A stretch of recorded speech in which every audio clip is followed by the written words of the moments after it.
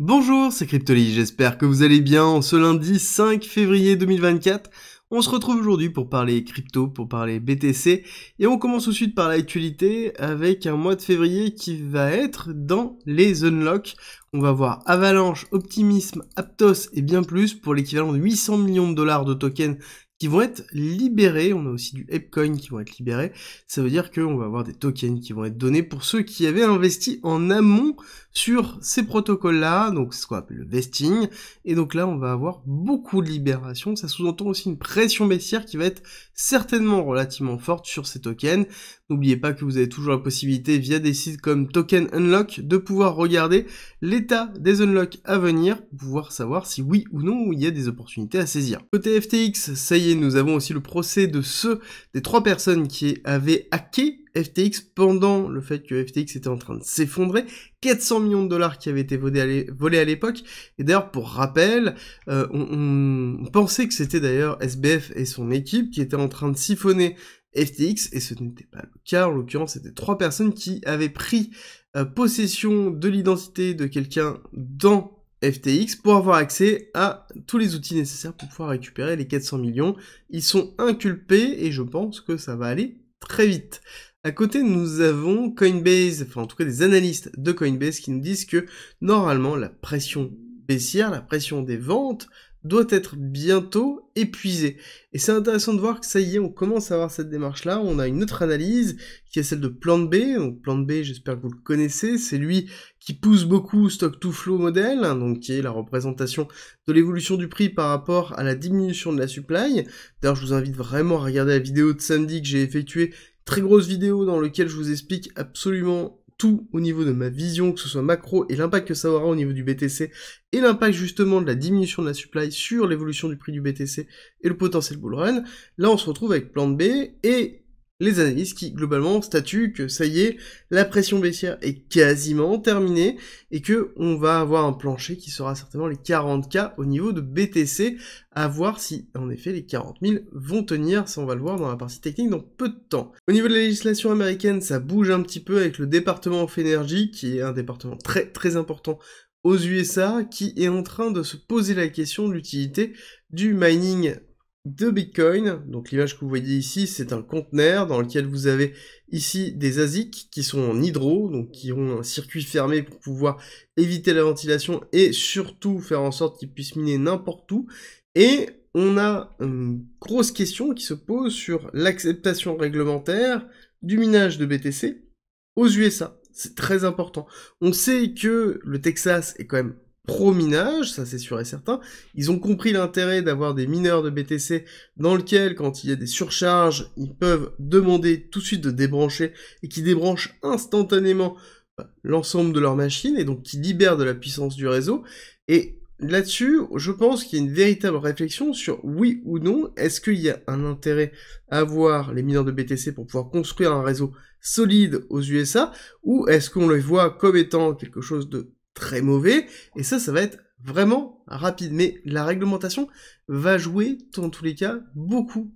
que ce soit au niveau de la crypto, que ce soit au niveau du minage du BTC, ou même le BTC en lui-même. Par exemple, quand on prend l'exemple de la SEC, du président de la SEC, Gary Gensler, on sait très bien que lorsqu'il y a une élection, c'est le poste qui saute systématiquement. Quand on a un changement de bord, le président de la SEC, généralement, est démissionnaire, et c'est quelqu'un d'autre qui vient prendre la tête de la SEC, qui va être en cohérence. Donc, c'est-à-dire que si jamais on a les républicains qui gagnent, donc dans quelques mois, les élections américaines, on aura certainement un changement de président de la SEC, et donc aussi, possiblement, un changement de directive sur la gestion des crypto-assets, et de ce qui va se passer pour l'ensemble des cryptos. En parlant de prise de position, nous avons aussi Jérôme Powell qui est passé directement dans 60 minutes, qui est une émission très importante aux USA, dans le CBS News,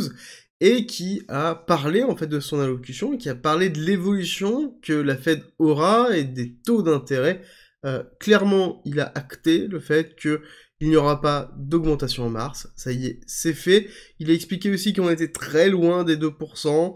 comme il avait statué lors de sa dernière prise de parole, que oui, il y avait de l'amélioration, mais que ce n'était pas suffisant, ou en tout cas, il attendait d'autres éléments pour être sûr que ça allait rester dans les 2%, et que pour lui, la plus grosse crise à venir serait une crise plutôt géopolitique qui entraînerait une problématique autour de l'économie globale et potentiellement, encore une fois, une disruption des supply chains, qui est en fait les chaînes d'approvisionnement, et donc forcément une disruption au niveau de l'offre et de la demande, et donc à côté, potentiellement, encore une fois, une nouvelle inflation qui pourrait arriver et qui ne serait pas contrôlable à travers une augmentation des taux, et qui serait justement peut-être beaucoup plus compliqué que prévu à gérer. Donc on est quand même très loin du soft landing pour lui, il va falloir patienter, et encore une fois, on verra si l'augmentation des taux aura lieu dans le premier semestre 2024 ou non. Et donc là, c'est un message très important qui est donné au niveau des USA. Quand on regarde, d'ailleurs, au niveau du calendrier économique, on a encore une fois une nouvelle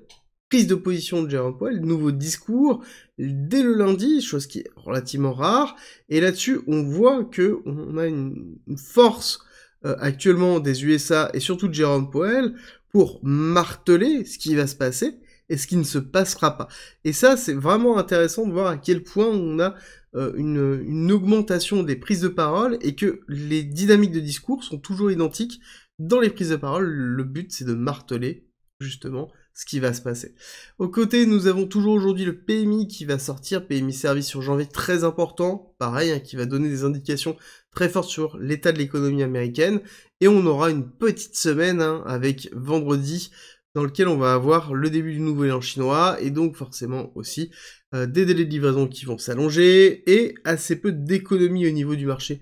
asiatique qui va arriver. Pourquoi, clairement, Jérôme Powell augmente et continue à marteler le fait qu'il n'y aura pas d'augmentation des taux? Parce que clairement, on a une économie américaine qui est très forte, on voit bien le Nasdaq qui a imprimé des nouveaux highs, le SP500 qui a aussi imprimé des nouveaux highs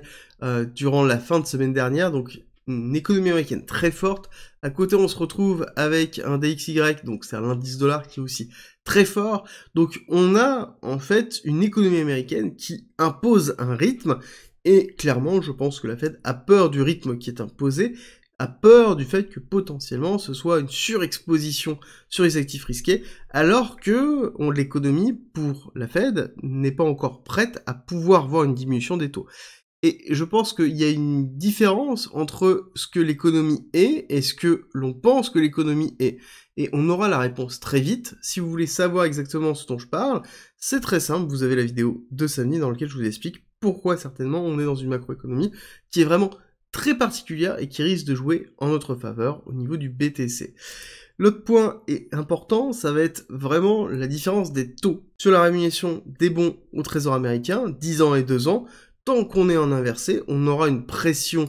politique et financière très forte, parce qu'on sait que ce n'est pas normal, on sait que ce n'est pas bon, et donc il faut impérativement repasser à zéro et voir si oui ou non on a ce début de récession qui arrive systématiquement, et à ce moment-là, on aura la réponse si oui ou non on rentre dans un phénomène de bulle, ou sinon on rentre dans quelque chose qui est plutôt classique. Au niveau du BTC, ce qui va être important à voir par rapport à cette diminution de pression baissière que nous annoncent les analystes de Coinbase, ça va être ici, ça va être sur Grayscale. Est-ce que oui ou non, on a une diminution de la pression baissière et des ventes sur Grayscale, à savoir qu'on a un certain nombre de demandes qui sont en cours sur des sociétés qui sont en dépôt de bilan pour pouvoir vendre leur part de GBTC. On parle de plus d'1,5 milliard. Ça fait encore une sacrée pression baissière qui arrivera sur le mois de février, si jamais c'est validé assez rapidement par le juge qui s'occupe de la validation des différentes ventes et achats lorsque l'on est en dépôt de bilan aux USA. Donc ça va être vraiment ici que ça va se jouer au niveau de la pression baissière, et dans tous les cas, ça pourrait se faire partiellement. C'est-à-dire qu'avec peut-être un quart, un tiers, un dixième, un vingtième, un centième du montant, qui va être effectué tous les jours, et donc une pression baissière assez faible, même si je pense que c'est assez peu cohérent par rapport à la prise de décision qui est effectuée, mais on pourrait aussi voir ça, ça va être à déterminer, on aura la réponse pareil très rapidement. Au niveau du BTC, petit rappel, nous avons clôturé ce mois sur une bougie qui est quand même très particulière, qui est une bougie d'incertitude. On voit que pareil, ici on a écrasé sur la fin de semaine dernière une bougie, donc on ne bouge pas, clairement on est dans une phase d'incertitude, une phase de léthargie qui est liée à l'accélération haussière que l'on a eue sur le narratif des ETF, le sell the news que l'on a eu qui n'était pas si fort que ça, et qui se maintient malgré le fait qu'on a quand même un Grayscale Capital qui vend énormément de parts. Si on regarde un petit peu plus en dézoomant sur où est-ce que l'on est exactement, on est en amont du halving, donc zone très importante, qui est une zone généralement de pré-bull run, dans lequel on a une forme de léthargie, de respiration, pour préparer ce halving, et ensuite partir en accélération, quelques mois après le halving. Et quand on regarde un petit peu ce qui se passe dans ces phases-là, qui sont ces phases que l'on retrouve ici, on voit bien qu'on a un RSI qui passe au-dessus de 50, qui frôle ici les 70, et qui respire. C'est un petit peu ce que l'on voit ici, accélération du RSI, on frôle les 70, et on commence une forme de respiration. Le momentum, donc, est à peu près identique, et donc ce que l'on va attendre de ce cours-là et de ces mois qui arrivent, c'est un BTC qui va ranger plus qu'autre chose, voire même retracer, mais qui ne va pas passer dans une phase d'accélération ou d'hyper-accélération. On va attendre que le narratif du halving se passe, et que cette notion de fractalité reprenne le pas, à savoir que ce sont des cycles de 4 ans. Oui, tous les cycles sont quand même différents, mais on a quand même une forme de rythme qui est donné aussi parce que le BTC est programmé de cette façon-là, et que le halving est un élément important dans l'industrie du minage qui se trouve derrière l'actif en lui-même, derrière le Bitcoin. Il faut bien comprendre ce qui se passe et l'impact que ça aura sur cette industrie-là, parce que ça jouera petit à petit sur l'accélération du cours, et c'est un petit peu pour ça qu'on prend du recul. Court terme, au niveau du BTC, on voit que on est bien en train de faire ici une zone de compression. On avait expliqué ça dans les dernières quotidiennes, qu'on allait passer le week-end à ranger dans très peu de volatilité, c'est ce qui s'est passé. Rupture de cette zone de ranging, bon, en l'occurrence par le bas, c'est plutôt classique aussi. Ce qui est intéressant de voir, c'est qu'on ne casse pas des plus bas, d'accord? On maintient toujours ici ces zones-là, on voit qu'on maintient ici, on voit qu'on maintient ici, on maintient ici. Bon, en l'occurrence, on a quand même quelque chose qui, oui, est une forme peut-être de distribution, mais qui est quand même très faible en forme de distribution, et surtout, en termes vraiment purement de structure, on n'est pas baissier ici, d'accord? On est allé chercher les liquidités au-dessus, on est en train de retracer et de ranger, mais on pourrait très bien avoir encore une nouvelle accélération haussière, parce qu'on ne casse pas de plus bas. Tant qu'on tient ça, bon, ben en l'occurrence, on n'est pas baissier, on n'a pas vocation à aller retester la partie basse du range, parce que, en l'occurrence,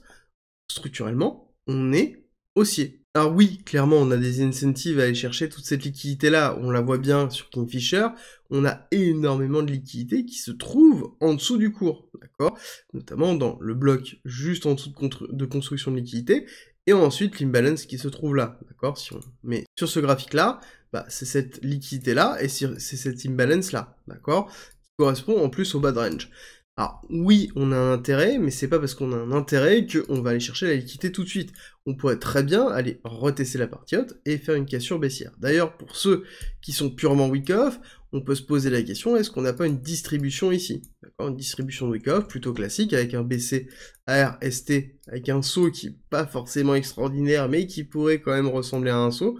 un UT et un UTAD, dans lequel on a bien première prise de liquidité, deuxième prise de liquidité, donc double déviation, et ensuite on casse baissier avec ici ce qu'on appelle le LPC, qui va être un retest avant de faire une continuité baissière, d'accord? Donc ça pourrait être juste une distribution qu'on a l'habitude de voir, qui est plutôt classique d'ailleurs, avec un événement comme le Sell the News, dans lequel on a des gros volumes, il faut passer les gros volumes, et donc plus on passe les gros volumes, plus on se retrouve dans une forme de distribution, plus on est dans une forme de distribution, plus on aura une cassure baissière très forte qui aura lieu. Mais ça, pour pouvoir le valider, bah, très clairement, il faut en fait casser le bas. Il faut casser le bas, ça sous-entend aller faire une rupture de cette zone-là, casser les 40 000 encore une fois, et aller s'instancier en dessous des 39 000, en dessous de cette zone ici, pour aller retester bah, les niveaux beaucoup plus bas qu'on avait en tête, et qu'on garde de toute façon dans tous les cas en tête. Est-ce que les 40 000 vont tenir? Est-ce qu'on va rester dans une forme de range pendant assez longtemps? Parce qu'on pourrait, pourquoi pas, ranger jusqu'au halving entre 40 000 et 45 000, d'accord? Faire quelque chose comme ça, ça pourrait être tout à fait cohérent avec un maintien des volumes baissiers sur Grayscale le temps que l'ensemble des personnes soient sorties de Grayscale, et une continuité des afflux économique sur les ETF spot, qui serait plutôt classique aussi. Dans tous les cas, il faut être patient, on va avoir la réponse dans très peu de temps. D'ailleurs, si ça vous intéresse d'avoir toute l'actualité une fois par semaine dans votre boîte mail, nous avons lancé une newsletter 100% gratuite dans laquelle vous retrouvez l'ensemble de l'actualité directement dans votre boîte mail, avec une analyse technique sur ce qui s'est passé et ce qui va se passer dans la semaine, des petites pépites et plein d'autres petites choses. 5 minutes de lecture pour avoir le condensé de la crypto dans votre boîte mail. C'est en commentaire et en description, 100% gratuit encore une fois. Et nous, on va se retrouver à 13h30 pour parler de ADA, la crypto de Cardano. Et si jamais cette émission vous a plu, laissez-moi un petit like et un commentaire, ça soutient et ça me fait surtout très plaisir.